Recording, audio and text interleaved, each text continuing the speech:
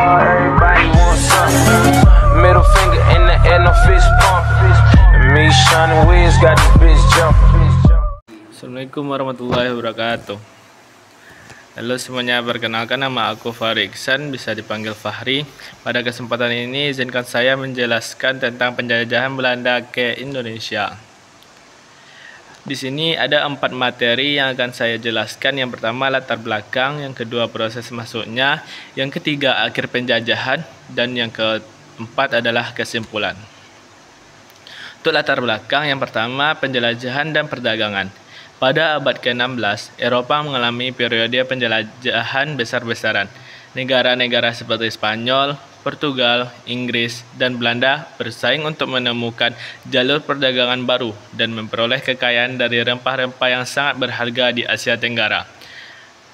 Belanda melalui perusahaan dagangnya VOC atau Verenigde Oost-Indische Compagnie atau Perusahaan Hindia Timur Belanda mulai mengincar wilayah-wilayah di Asia Tenggara untuk mendirikan pos-pos perdagangan dan memperluas pengaruhnya. Yang kedua, kedatangan VOC. VOC didirikan pada tahun 1602 dengan tujuan utama untuk menguasai perdagangan rempah-rempah yang saat itu sangat bernilai. VOC mendapatkan hak monopoli dari pemerintah Belanda untuk berdagang di wilayah Asia dengan armada dan kekuatan militer. VOC mulai menjelajahi wilayah-wilayah di Indonesia yang dikuasai oleh kerajaan-kerajaan lokal.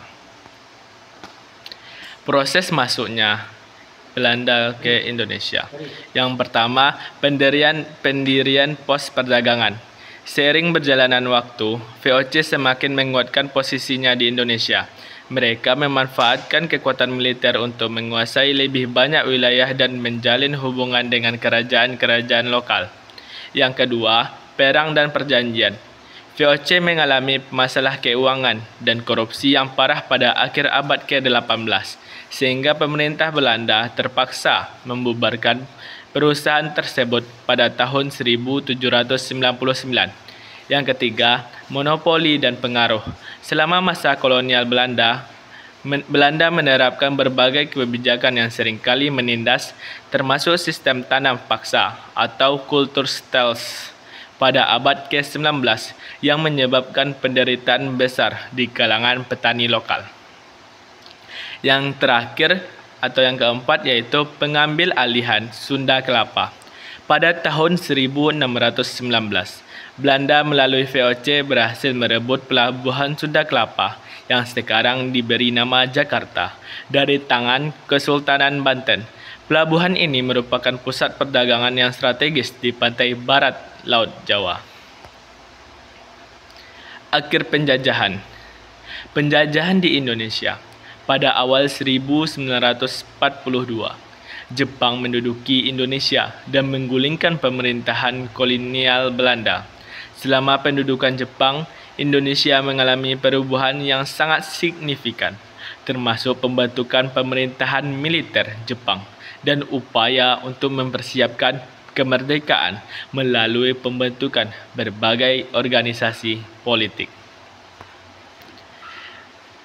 Berikut adalah beberapa paparan dokumentasi dari masa kolonial Belanda. Yang pertama ada pos perdagangan.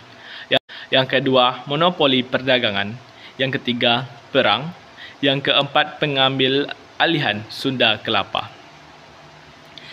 Kesimpulannya yaitu masuknya Belanda ke Indonesia merupakan proses yang melibatkan penjelajahan, perdagangan, konflik, dan kolonialisasi. VOC berperan sebagai penghubung utama dalam mendirikan kekuasaan Belanda di Indonesia, yang berlanjut menjadi pemerintah kolonial yang mempengaruhi hampir semua aspek kehidupan di Indonesia selama lebih dari 3 abad. Perjuangan melawan penjajahan Belanda akhirnya membuahkan hasil dengan kemerdekaan Indonesia pada pertengahan abad ke-20. Sekian yang dapat saya sampaikan, kurang lebih saya minta maaf. Akhirul kalam, ila liqa, ma'assalamah. Assalamualaikum warahmatullahi wabarakatuh.